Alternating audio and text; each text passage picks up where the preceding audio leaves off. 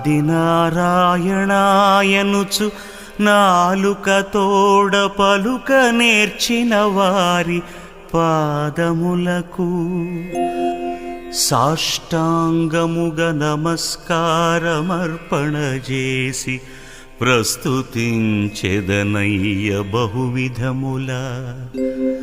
ధరణిలో నరులెంత దండివారైనను నిన్నుగానని వారి నే స్మరింప.